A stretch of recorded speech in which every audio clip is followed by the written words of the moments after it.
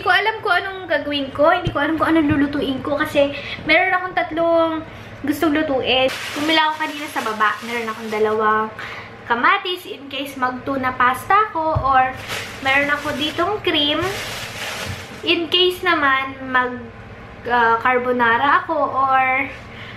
Or yung napanood ko kay Say. May napanood ako kay Say. Gisa lang naman yun na chicken. Tapos merong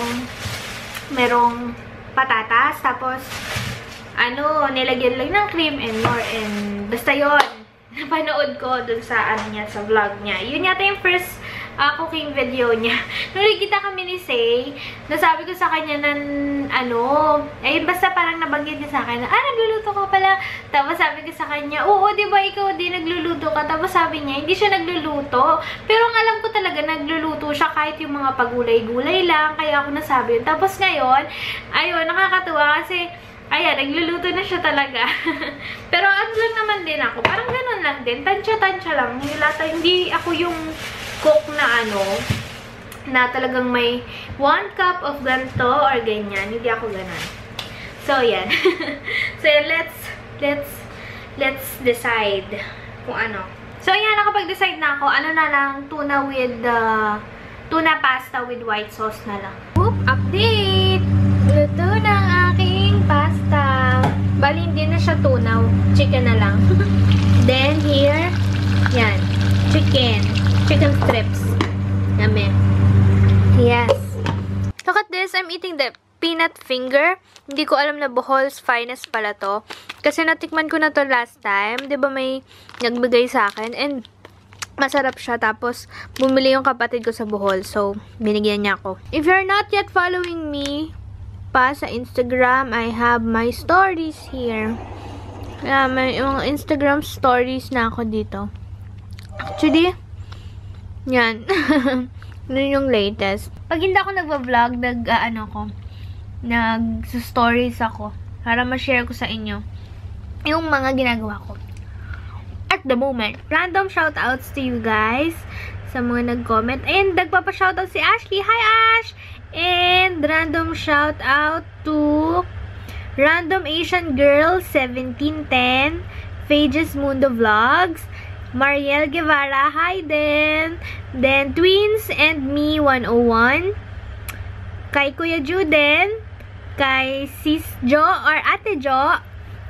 And, si Ate Chris. Nagvo-vlog na din siya. Yun yung na-meet ko dun sa Dubai Mall. Hi, Ate Chris. Yun lang. So, yeah. Thank you so much sa lahat ng mga nagko-comment. Tingnan nyo. Nakaayos na ako. Ready na ako umalis. Dapat kasi kukunin ko yung result ng aking urinalysis. Diba nagpa-check up kami ni Mon last time. Ayun, kahapon yung release. May pasok ako kahapon kaya hindi na nakuha. Dapat ngayon. Buti na lang tumawag muna ako. And, ayun, sarado daw yung clinic. Ang open lang is emergency and laboratory. Yan. So, tomorrow na lang. Sayang ang aking ayos. Pero sabi ko, yeah. Hindi ko alam eh. Mamaya naman mag-grocery din kami. May bisita ako. May bisita akong pogi. Bisitang pogi. Hi, bisitang pogi. Nanonood lang siya. So, yan. Magluto ako ng lunch. Kasi mamaya aalis din kami. Mas dinadalasan ko magluto sa bahay kaysa kumain sa labas. Although, kumakain pa din naman kami sa labas. Pero, yeah.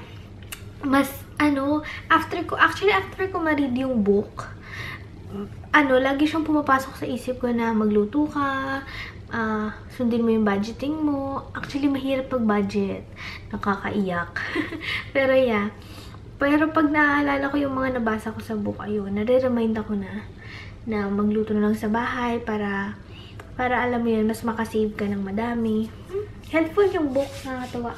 And ang gagawin ko ngayon, ang ulam na gagawin ko is yung napanood ko kay Say, yung chicken chicken na may white sauce. Yan, madali lang naman. And yeah, meron na ding rice. Kanina nagluto. Yun na lang gagawin ko ngayon. So, update ko kayo mamaya Tikman natin. Pero feeling ko masarap. Sana masarap. I mean, sana masarap yung kalabasan. Luto na!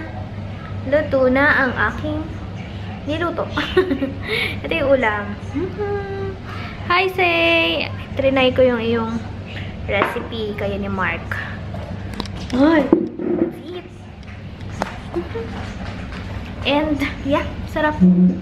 Kalasa siya nung niluluto ko na yung pesto sauce ko sa pasta. Ganun yung lasa. Yes, yeah. Kain!